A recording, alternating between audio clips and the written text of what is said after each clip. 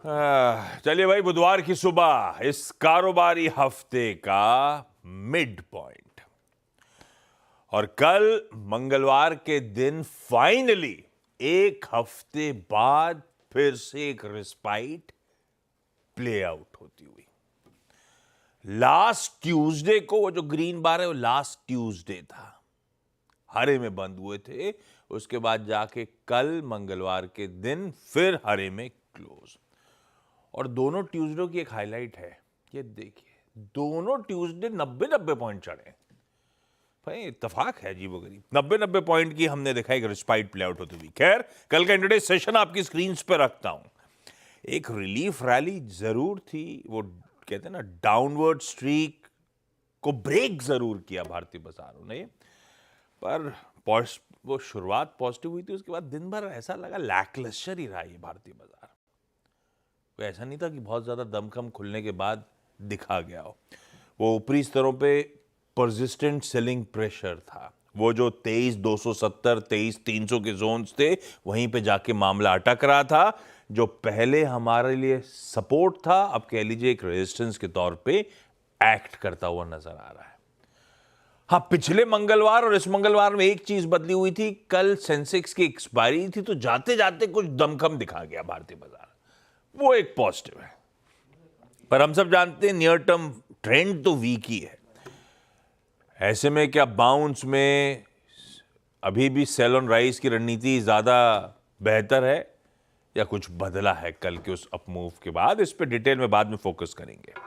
आज नजर कहां रहेगी? आर्थिक आंकड़ों पे। अपना आएगा ट्रेड बैलेंस, यानी कि इंपोर्ट एक्सपोर्ट का आंकड़ा।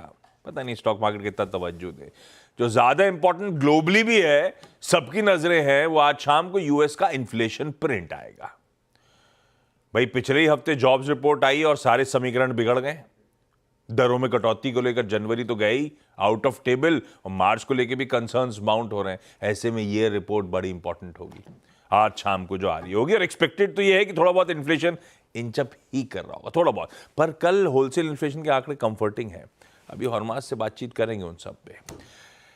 कल के हरे निशान के साथ शुरुआत बुधवार को भी इन ग्रीन ही होगी, फ्लैट होगी। 30-40 पॉइंट हरे निशान के साथ शुरुआत होने के इंडिकेशन गांधीनगर से गिफ्ट निफ्टी देता हुआ। ऐसे में ग्लोबली मूड मॉल है कैसा? हॉर्मास बगल में बैठे हैं, इनसे होनी है डिटेल में चर्चा। वीरू से जानेंगे कैसे निफ्टी बैंक में आज के दिन हमें करने कोई है नहीं क्या? क्या हो गया? हॉर्मास है ये वीरू दिल्ली में कोहरा बहुत है, तो ये स्टूडियो का हाल है। डायरेक्टर साहब, शायद वो वीरू ऑफिस पहुंचा ही नहीं है, घर की तरफ ले चलिए कैमरे को। ये देखिए, घर पे आज कोहरा बहुत है। स्टूडियो तक का हाल देखिए क्या बुरा है। खिड़की खोल के आए थे क्या रात में स्टूडियो की? मैं बताऊं आशीष, मैं सुबह तैयार होकर अच्छे तरीके से निकला घर से, बट गाड़ी में पार्किंग से बाहर नहीं निकाल पाया। मतलब वो मिजाज था। शुक्रवार को मैं आया था, बहुत फॉग था उस दिन। ये था कि सड़कों पे थोड़ा एज था, आप गेस कर सकते थे। आज वो स्थिति भी नहीं थी, तो मैंने कहा चलते हैं वापस। रहूंगा तो स्ट्रेटेजी दे दूंगा। हाँ, नहीं, और निकलते पता नहीं किसकी गाड़ी खोल लेते, पता नहीं अंधेरे में कोहरे में। ये भी अच्छा रहा, चलो आपने गाड़ी ही नहीं खोली।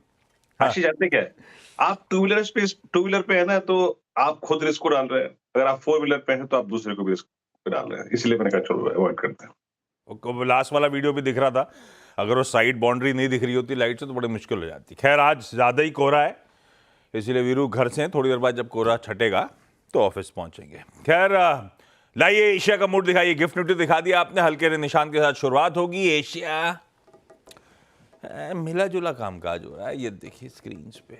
हैंडओवर भी ऐसे ही मिला जुला है। डाउ तेज था तो नैस्डैक ठंडा था, और आज सुबह के फ्यूचर्स भी लार्जली फ्लैट टाइप ही दिख रहे हैं। ऐसे में हॉर्मास से पहले मूड सेट कर लिया जाए ग्लोबल, उसके बाद आज की स्ट्रैटेजी। हॉर्मास, good morning. Good morning Ashish. मैं कहना तो चाहता हूँ कि हैंडओवर अच्छा है, मगर मैं कहने से थोड़ा झिझक रहा हूँ, बिकॉज हम एक बहुत इंपॉर्टेंट आंकड़े पर निर्भर है कि ये कहने के लिए कि हम अच्छा हैंडओवर है या नहीं, क्योंकि एक ख़राब नंबर और जो 2 दिन के साथ सब बिगड़ जाएगा। ये पिछले हफ्ते हम देख चुके हैं, तो इसलिए अभी भी कहूँगा तो यही कि हैंडओवर कॉशियस है। भले ही डाउ जोन्स में कल 200 पॉइंट का उछाल फिर से देखने मिला और दूसरे दिन लगातार तेज़ी देखने मिली, मगर बिग टेक के शेयरों में अभी भी बिकवाली जारी थी, लिहाजा S&P 500 और नैस्डैक फ्लैट या लाल निशान में ही बंद हुए हैं और उस वजह से इन दोनों इंडिसेस पर दबाव था। तो खरीदारी किस में हुई? खरीदारी हुई ओल्ड इकोनॉमी नामों में, यूटिलिटीज़ में खरीदारी हुई, फाइनेंशियल्स में खरीदारी हुई और मटीरियल्स, इन तीनों सेक्टर्स में खरीदारी हुई, क्योंकि ये तीनों सेक्टर्स जो है 1-1% के उछाल के साथ बंद हुए। और बैंकिंग ETFs जो है उनमें 3-3% के उछाल देखने मिले। रीजनल बैंक ETF और S&P का बैंक ETF दोनों में 3% का उछाल देखने मिला। नतीजे छोटे मोटे आने शुरू हो गए हैं। एली लिली जो ये जो वजन कम करने वाली ड्रग की जो चर्चा में थी वो कंपनी, उसके नतीजे थोड़े से कमज़ोर है। उस वजह से शेयर जो है जिसमें कल 6.5-7% की गिरावट देखने मिली। अच्छा आंकड़ा ये था कि जो प्रोड्यूसर प्राइस इन्फ्लेशन था, जो थोक महंगाई जिसे हम कहते हैं होलसेल इन्फ्लेशन, वो अनुमान से बेहतर था। 0.4 के अनुमान थे, 0.2 का आंकड़ा है। ये महीने दर महीने का आंकड़ा है। साल दर साल भी अगर हम देखें तो 3.3 का आंकड़ा आया है 3.5 की बजाय। अगर हम महीने दर महीने इस तरह से अगर हम देखें तो फिर वो बढ़त है, मगर अनुमान से तो थोड़ा सा बेहतर ही रहा है साल दर साल भी अगर हम देखें तो। मगर फेड को इससे कोई ज़्यादा फायदा नहीं होगा, वो इसलिए क्योंकि उसमें बहुत सारे जो इंटरनल कंपोनेंट्स है जो पीसी में ऐड होते हैं, जो इनका जो महंगाई का गेज है उसमें कोई ज़्यादा फर्क नहीं देखने मिला, मिले जुले ही संकेत थे उसमें से। तो वहाँ पर कोई बड़ा जो फ़ायदा है वो फेड को नहीं होगा। आज का आंकड़ा जो है सबसे इम्पॉर्टेंट वो है रिटेल महंगाई का आंकड़ा, जो कि 0.3% महीने दर महीने बढ़ने की उम्मीद है, जिस वजह से अगर हम देखें तो ये 2.8% का आंकड़ा जो है साल दर साल आने की उम्मीद है, ये अनुमान है। और कोर CPI जो है अभी भी 3.3% पर बनी रहेगी, तो ये 2% के लक्ष्य से तो अभी भी काफ़ी दूर है। तो अब जनवरी के रेट कट को तो आप भूल जाइए, मार्च में भी जो रेट जो स्टेटस को की प्रोबेबिलिटी है वो अब बढ़कर 77% हो गई है, ये CME फेड वॉच का कहना है। अब अच्छे संकेत बता दूं, जो थोक महंगाई तो ठीक ही थी, मगर डॉलर में गिरावट जारी है। जो 110.2 पर आ गया था डॉलर, वो अब 109 पर फिर से आ गया है। ट्रेजरी यील्ड अभी भी 4.8 पर बनी हुई है। तेल की कीमतों में कल थोड़ी सी गिरावट देखने मिली, 5 महीनों की जो सबसे ऊंचे स्तर पर थे वहाँ पर तेल में गिरावट देखने मिली। तो वो क्यों देखने मिली? वो इसलिए क्योंकि खबरें ये निकल कर आ रही है कि इजराइल और हमास के बीच अब एक सीज़ फायर यानी कि युद्ध विराम होने की उम्मीद है। और ये जो ड्राफ्ट जो बनाया जा रहा है अब तक उस पर कोई औपचारिक ऐलान नहीं हुआ है, लेकिन जो है ड्राफ्ट के मुताबिक गाज़ा में अगले 42 दिनों तक कोई युद्ध नहीं होगा और इजरायली जो बंदी है और पैलेस्टीनियन जो कैदी है उन दोनों को छोड़ा जाएगा। और मगर सवाल अभी भी ये है कि आगे क्या, 42 दिन तो अगर ये हो भी गया तो 42 दिन के बाद क्या होगा, ये अभी भी अनिश्चितता थोड़ी सी बनी हुई है। आज के जो सबसे बड़े ट्रिगर्स है कि बैंकों की अर्निंग्स आनी शुरू हो जाएगी। आज जो बड़े बैंक्स है, JP मॉर्गन है, गोल्डमैन सैक्स है, वेल्स फार्गो, ब्लैक रॉक, इन सब के नतीजे आने हैं और नतीजे मिले जुले होंगे, क्योंकि नेट इंटरेस्ट इनकम में गिरावट की आशंका जताई जा रही है, मगर ट्रेडिंग और इन्वेस्टमेंट बैंकिंग से जो उनको इनकम मिलेगी वो उसे ऑफसेट करेगी, ये अनुमान लगाए जा रहे हैं। यूरोजोन में भी प्रोडक्शन के आंकड़े, इंडस्ट्रियल प्रोडक्शन के आंकड़े आज आने हैं। और जो कंट्रोवर्सी अब वहाँ पर निकल कर आई है वो पीट हेक्सेट को लेकर है, जो कि पेंटागन को लीड करने वाले हैं ट्रंप के कैबिनेट में। और डेमोक्रेट्स ने उन पर सवालिया निशान लगाया है कि वो इस पद को संभालने के काबिल है या नहीं, क्योंकि उन पर काफ़ी सारे इल्ज़ाम लगाए गए हैं कि शराब और यौन शोषण के भी उन पर आरोप लगाए गए हैं। तो वो कन्फर्मेशन अभी भी जीत सकते हैं, बशर्ते अगर 4 रिपब्लिकन से ज़्यादा उनके खिलाफ वोट ना दे दे, तो अभी भी वो अनिश्चितता थोड़ी सी वहाँ बनी हुई है। तो आंकड़ा आज का महंगाई का देखने वाला होगा, इसलिए हैंडओवर अभी भी ऑन द एज जिसे आप कहते हैं वो कह सकते हैं। तो मिला जुला हैंडओवर है, ऑन द एज है। आज शाम के वो आंकड़े बेहद इम्पोर्टेंट होंगे। ऐसे में कल का निफ्टी तो आपने अपनी स्क्रीन्स पे देख ही लिया है। प्रोड्यूसर साहब ने लिख ही दिया था, FIS की गजब की सेलिंग थी कैश में, और रिकवर ज़रूर हुआ है, पर वो जो अनसर्टनिटी, अनिश्चितता है वो अभी भी लिंगर ऑन करती हुई। ऐसे में रणनीति क्या बनाई जाए? Veeru, good morning. क्या करें निफ्टी बैंक में? गुड मॉर्निंग आशीष। देखिए, कल भी मेरी अप्रोच थी, भले ही निफ्टी निशान बंद हुआ हो, लेकिन मैं जब भी 23,271 मिलेगा सेल करूंगा, और वही हाईएस्ट क्लस्टर था। निफ्टी उसके ऊपर नहीं जा पाया। ड्यूरिंग द डे जो मेरी थीम थी सनराइज, वही हुई। आशीष, कल के स्टैट्स में ये है कि बाजार ने अगर शॉर्ट कवरिंग दी भी तो वेल डिफाइंड क्लस्टर्स में। लुक एट बैंक निफ्टी, पहला रेजिस्टेंस क्या था? 48,741 कमेंट्री में क्लियरली मेंशन था, 741 निकलेगा तो swing towards 49,000 looks possible. Nifty bank गया वहां पे, कोलैप्स हो गया। कहने का मतलब ये है कि छोटे मोटे पुलबैक्स आएंगे, और वो कल भी आए, निफ्टी में भी आया, निफ्टी बैंक में भी आया, but towards a well defined trajectory.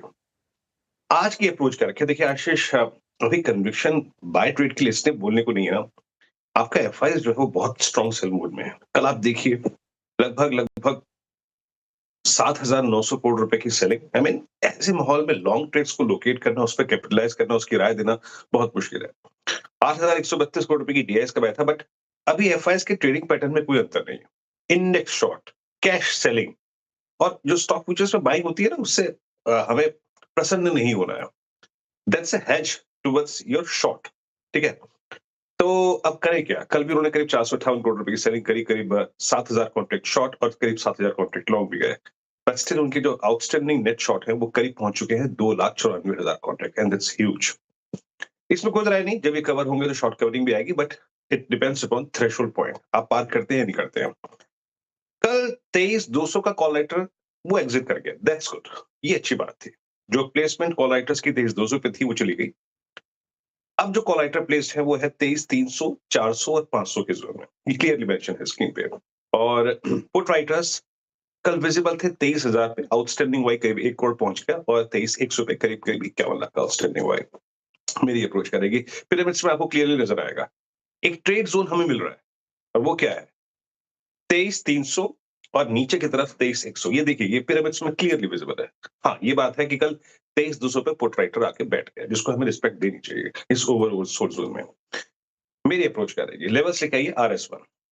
Till the time, मैं फिर कह रहा हूं, मैं क्लियरली अगर आप देखें इस विजन को रख रहा हूं कि जब तक पहली ट्रेजेक्टरी 23291 एंड 333 ये क्रॉस नहीं हो रही है, हमें एक रेंज में ट्रेड करना है जिसका हायर एज यही होगा।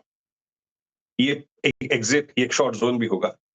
हाँ, 333 क्रॉस हो आशीष, तो 458, 510 और 568 के एक शॉर्ट कवरिंग स्विंग के लिए निफ्टी अपने आप को प्रिपेयर करेगा। In that case below RS1 range persist करेगी, जिसमें हमें इस रेंज का इसको टॉप मान के चलना है, और बेस है 23,074, 124, यानी ये ट्रेड्स को आप पिक कर सकते हैं, रिस्क ले सकते हैं। एक और थॉट निफ्टी बैंक निफ्टी पे, किसी भी सर्कमस्टेंसेस में अगर 23,010 और 968 बाइसेक्ट होता है, कोलैप्स होता है, टूटता है, 22,800 की, 22,766 की ट्रेजेक्टरी खुल जाएगी, जो मैंने कल भी बोला था। प्रिपेयर रहिएगा उसके लिए भी। बाकी आते हैं निफ्टी बैंक पे, बड़ा खूबसूरत सा स्विंग दिया इसने, स्ट्रॉन्ग खुला, शॉर्ट कवरिंग विजिबल थी, 49,741 क्रॉस करके करीब 49,000 तक का स्विंग दिया, लेकिन कोलैप्स हो गया। आज की अगर आप प्लेसमेंट को देखें तो यहाँ पर 49,000 पे, 48,500 पे भी कॉल राइटिंग है, और 48,000 पे पुट राइटिंग है, 48,500 पे पुट राइटिंग है। लेवल लेके आइएगा। निफ्टी बैंक अगर स्क्रीन पर आपको नजर आए, RS1 49,110, अगर इसको बाइसेक्ट करे तो निफ्टी प्रिपेयर करेगा बैंक अपने आप को 424, 578 और 791 के लिए, जहां पे आपके शॉर्ट टर्म एवरेजेस 10 डे में लाइन है। नहीं क्रॉस हो रहा है तो again it will collapse towards base 1 and base 2। As of now bank Nifty का जो शुरुआती ट्रेड जोन है वो 49,910 से करीब 48,312 लग रहा है। इसको प्ले करिए, बट ब्रेकआउट तभी आएगा जब 49,110 का जोन बाइसेक्ट होगा।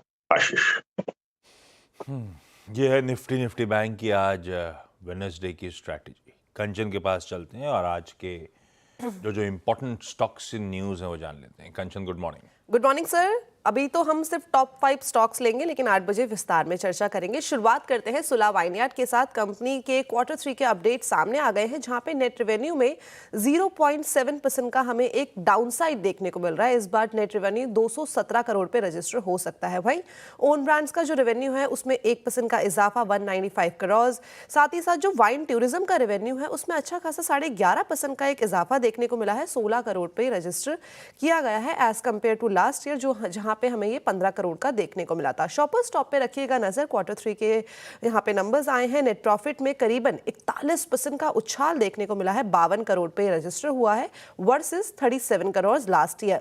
रेवेन्यू की बात करी जाए तो यहाँ पे भी 11.5% का उछाल है। ऑपरेशनल नंबर्स भी इस टाइम पे स्ट्रॉन्गर साइड पे दिखाई दे रहे हैं। एबिटा में 13% का उछाल, और मार्जिन आए हैं इस बार 17.8% वर्सेस 17.6%, यानी कि स्लाइटली अपटिक हमें देखने को मिला है। हैथवे केबल Q3 नंबर्स आए हैं। नंबर्स इतने ज़्यादा ल्यूक्रेटिव नहीं दिखाई दिए हैं in terms of net profit में करीबन 40% का हमें डाउनसाइड देखने को मिला है। रेवेन्यू 1.5% बढ़ता हुआ नजर आया है। एबिटा में भी 1.3% का अपसाइड है, लेकिन जो मार्जिन है वो अपने फ्लैटर साइड पे दिखाई दे रहे हैं। IRFC को रखिएगा फोकस में, बिकॉज 3,170 करोड़ के प्रोजेक्ट फिनेंसिंग के लिए ये लोएस्ट बिडर के तौर पे सामने आया है। बेसिकली झारखंड के लातेहार में जो कोल डेवलपमेंट का काम है, कंपनी अब इसे संभालेगी। बंदरहा कोल ब्लॉक को PVUNL डेवलप करेगी। PVUNL यानी कि पात्रातु विद्युत उत्पादन निगम लिमिटेड। ये बेसिकली NTPC और झारखंड बिजली वितरण निगम का एक जॉइंट वेंचर है। तो अभी के लिए तो आपको कुछ ये स्टॉक्स फोकस में रखने हैं, लेकिन इसके अलावा अडानी ग्रीन, अडानी विल्मर जैसे स्टॉक भी हैं जो आज खबरों में बने हुए हैं। 8 बजे इस पे विस्तार पे चर्चा कर लेंगे।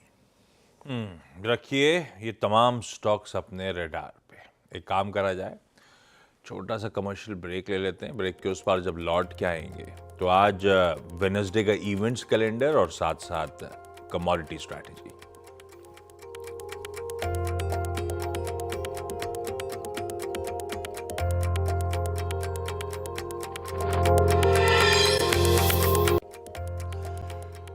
चलिए भाई, ब्रेक के बाद आप सबका स्वागत है। आज का इवेंट्स कैलेंडर, वेडनेसडे का दिन है। नतीजे एक तो निफ्टी में HDFC लाइफ के आने, वायदा में LTTS, Larsen and Toubro technology services और ओरेकल फाइनेंशियल्स के आने। कैश में सीएट, बैंक ऑफ महाराष्ट्र वगैरह के नंबर्स हैं। आज Aditya Birla fashion and retail यानी कि ABFRL की बोर्ड मीट है। फंड रेजिंग पर शेयर इशुएंस के थ्रू, तो basically QIP, rights, preferential allotment, FPO, तमाम विकल्प खुलते हैं। देखते हैं आउटकम क्या आता है।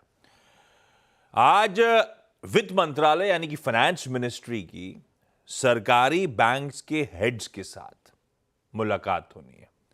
बेसिकली प्रोग्रेस को रिव्यू करना है, जो तमाम फाइनेंशियल इंक्लूजन स्कीम्स थी उनकी, जैसे कि जन सुरक्षा, मुद्रा योजना वगैरह वगैरह।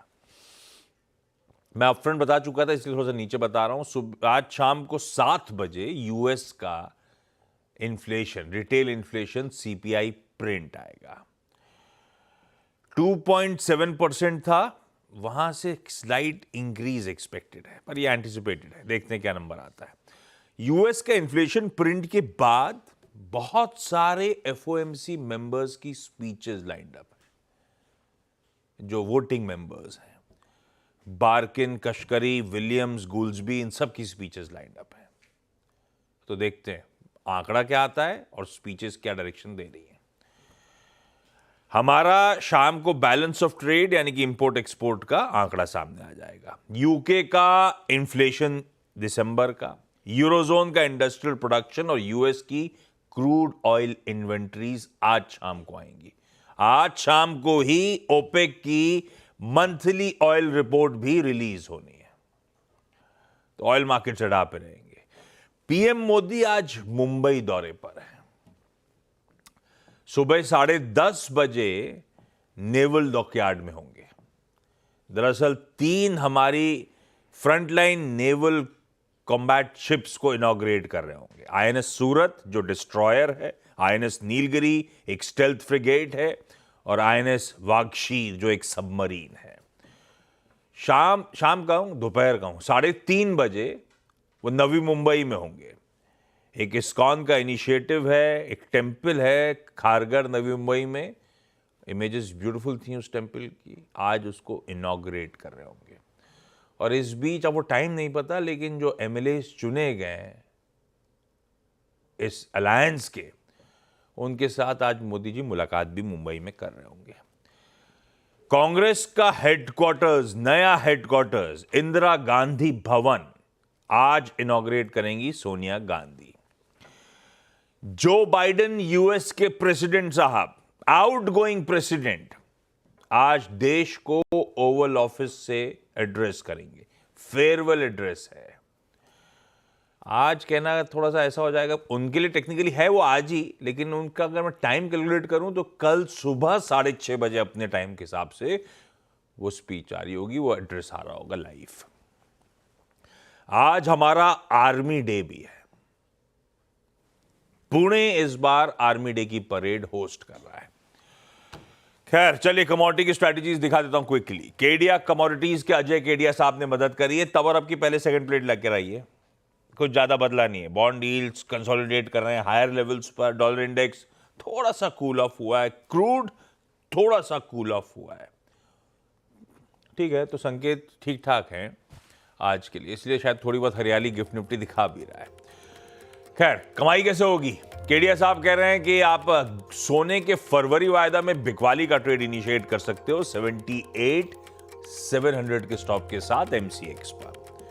ऐसे ही चांदी का मार्च वायदा, सोने का फरवरी था, चांदी का मार्च वायदा बेचा जा सकता है 91,600 के एसएल के साथ। बाकी के लेवल स्क्रीन पर आ रहे हैं, गिफ्ट निफ्टी के हल्की हरियाली के संकेतों के साथ छोड़े जा रहा हूं। ब्रेक का समय है, ब्रेक के उस पार सीधा सौदा है और मुझे आइडिया नहीं है वीरू घर से होंगे कि ऑफिस से होंगे। उसके लिए जुड़े रहिए, ब्रेक के उस पार बताऊंगा और मैं खुद भी जानूंगा कहां से जुड़ने वाले हैं। नमस्कार।